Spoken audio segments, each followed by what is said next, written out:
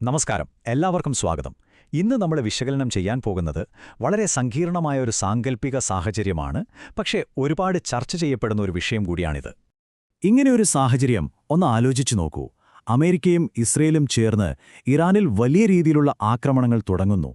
എന്നാൽ മണിക്കൂറുകൾക്കകം തന്നെ middle ഈസ്റ്റിലെ American സൈനിക താവളങ്ങൾക്കും ഇസ്രയേലിന് നേരെ ഇറാന്റെ ഭാഗത്തുനിന്നും അതിശക്തമായ തിരിച്ചടിയും വരുന്നു. അപ്പോൾ എല്ലാവരുടെയും മനസ്സിലുള്ള പ്രധാന ചോദ്യം ഇതാണ്: ഈ യുദ്ധം എത്ര കാലം നീണ്ടുനിൽക്കും? ഇതിന് ഒറ്റവാക്കിലൊരു ഉത്തരമില്ല കേട്ടോ. കാരണം ഈ യുദ്ധം ചിലപ്പോൾ ആഴ്ചകൾ കൊണ്ട് തീർന്നേക്കാം, അല്ലെങ്കിൽ മാസങ്ങളോളം നീണ്ടുപോകാം. ഒരുപക്ഷേ വർഷങ്ങളെടുക്കുന്ന വലിയൊരു സംഘർഷമായി മാറാനും സാധ്യതയുണ്ട്. ഈ യുദ്ധം എത്ര കാലം നീളുമെന്ന് മനസ്സിലാക്കണമെങ്കിൽ നമ്മൾ കുറച്ച് പ്രധാനപ്പെട്ട കാര്യങ്ങൾ നോക്കണം. എന്തൊക്കെയാണ് ഈ യുദ്ധത്തിന്റെ ഗതിയെ സ്വാധീനിക്കുന്ന ഘടകങ്ങൾ? എന്തൊക്കെ സാഹചര്യങ്ങളുണ്ടാവാം? പിന്നെ ഇരുപക്ഷത്തിന്റെയും യുദ്ധതന്ത്രങ്ങളുള്ള ഒരു വലിയ വ്യത്യാസവും നമ്മൾ മനസ്സിലാക്കേണ്ടതുണ്ട്. അപ്പോൾ വിദഗ്ധർ പറയുന്ന പ്രധാനപ്പെട്ട 5 കാര്യങ്ങൾ ഇവയാണ്. 1. സൈനികശേഷി. അമേരിക്കയുടെ കയ്യിൽ വലിയ ആയുധശേഖരമുണ്ട്, പക്ഷേ ഇസ്രയേലിന് അതിൻ്റേതായ പരിമിതികളുണ്ട്. പിന്നെ ഇറാന്റെ പ്രതികരണം. അവർ ദീർഘകാല പോരാട്ടത്തിന് തയ്യാറെടുത്താണിരിക്കുന്നത്. ഹോർമുസ് കടലിട്ട് കടക്കാൻ വരെ അവർക്ക് സാധിക്കും. അടുത്തത്, യുദ്ധം മറ്റു രാജ്യങ്ങളിലേക്ക്, അതായത് ഗൾഫ് രാജ്യങ്ങളിലേക്ക് പടരാനുള്ള സാധ്യത. പിന്നെ ലോകരാജ്യങ്ങളിൽ നിന്നുള്ള സമ്മർദ്ദം. സാമ്പത്തിക പ്രശ്നങ്ങളൊക്കെ വരുമ്പോൾ ഒരു പരിഹാരത്തിന് എല്ലാവരും നിർബന്ധിതരായേക്കാം. അവസാനമായി ഏറ്റവും പ്രധാനപ്പെട്ട കാര്യം, ആണവ പദ്ധതി. ഇറാന്റെ ആണവ പദ്ധതിയാണല്ലോ ഈ സംഘർഷത്തിന് തന്നെ കാരണം.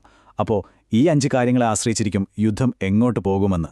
ശരി, അപ്പോൾ ഈ പറഞ്ഞ ഘടകങ്ങളെല്ലാം വെച്ച് നോക്കുമ്പോൾ ഈ സംഘർഷം എങ്ങനെയാവും മുന്നോട്ട് പോവുക?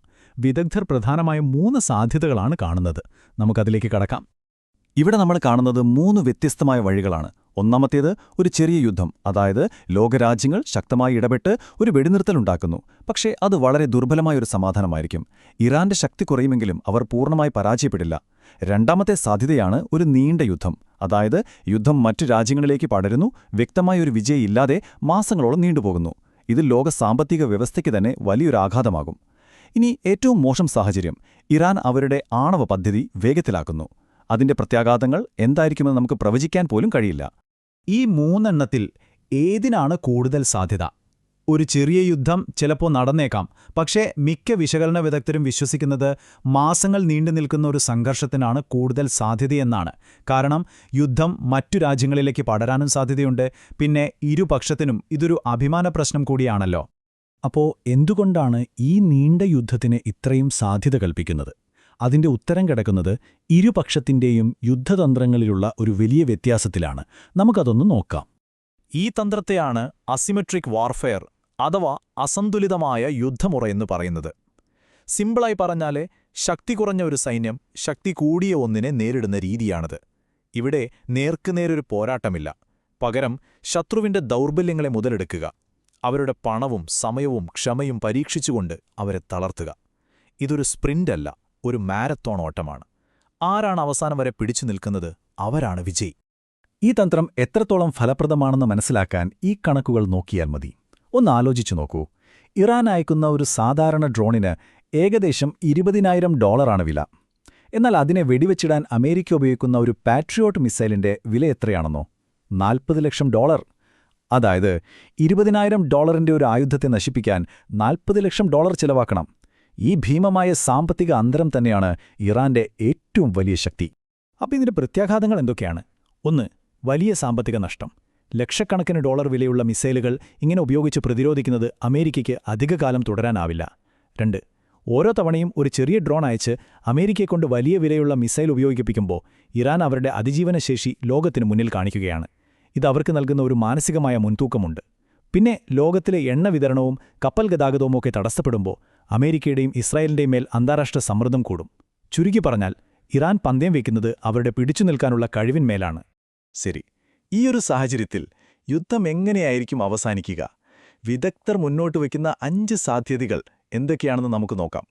ഒന്നാമത്തേത്, ഒരു വെടിനിർത്തൽ. അതായത് ലോകരാജ്യങ്ങളുടെ ശക്തമായ ഇടപെടൽ കാരണം ഇരുപക്ഷവും ഒരു ഒത്തുതീർപ്പിലെത്തുന്നു.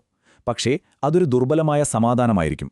രണ്ടാമത്തേത്, ഇറാനിലൊരു ഭരണമാറ്റം വരുന്നത്. നിലവിലെ നേതൃത്വം തകരുകയും ഒരു പുതിയ സർക്കാർ വരികയും ചെയ്യാം. അതിന്റെ ഫലങ്ങൾ എന്തായിരിക്കുമെന്ന് പറയാൻ കഴിയില്ല. മൂന്നാമത്തെ സാധ്യതയാണ് ഒരു ഫ്രോസൺ കോൺഫ്ലിക്റ്റ് അഥവാ മരവിച്ച സംഘർഷം.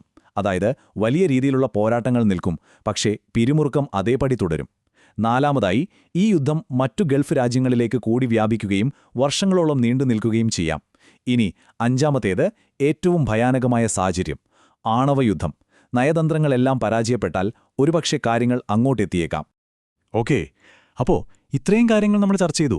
പല ഘടകങ്ങൾ, പല സാധ്യതകൾ. ഇതിൽ നിന്നെല്ലാം നമ്മൾ മനസ്സിലാക്കേണ്ട പ്രധാനപ്പെട്ട കാര്യം എന്താണ്? വിദഗ്ധരുടെ വിശകലനത്തിലെ പ്രധാന ആശയം ഇതാണ്: പെട്ടെന്നുണ്ടായേക്കാവുന്ന ഫലം രണ്ടെണ്ണമാണ്. ഒന്നുകിൽ ചർച്ചകളിലൂടെ ഒരു വെടിനിർത്തൽ, അല്ലെങ്കിൽ ഒരു മരവിച്ച സംഘർഷമായി ഇത് നീണ്ടുപോകും. ഇതിലേത് സംഭവിക്കുമെന്ന് തീരുമാനിക്കുന്നത് ലോകരാജ്യങ്ങൾക്ക് എത്ര വേഗത്തിൽ ഇതിൽ ഇടപെടാൻ കഴിയുന്നു എന്നതിനെ ആശ്രയിച്ചിരിക്കും. അപ്പോൾ ഇത് നമ്മൾ ഒരു പ്രധാനപ്പെട്ട ചോദ്യത്തിന് മുന്നിലെത്തിക്കുകയാണ്. ഒരു യുദ്ധത്തിൽ, പ്രത്യേകിച്ച് ഇതുപോലൊരു അസന്തുലിതമായ യുദ്ധത്തിൽ, വിജയം തീരുമാനിക്കുന്നത് സൈനിക ശക്തിയാണോ അതോ പിടിച്ചു നിൽക്കാനുള്ള രാഷ്ട്രീയ ഇച്ഛാശക്തിയാണോ? ആധുനിക ആയുധങ്ങളുള്ളവരാണോ വിജയിക്കുക, അതോ സഹനശക്തി കൊണ്ട് ശത്രുവിനെ തളർത്തുന്നവരാണോ? ഇതൊരു പ്രധാനപ്പെട്ട ചോദ്യമാണ്.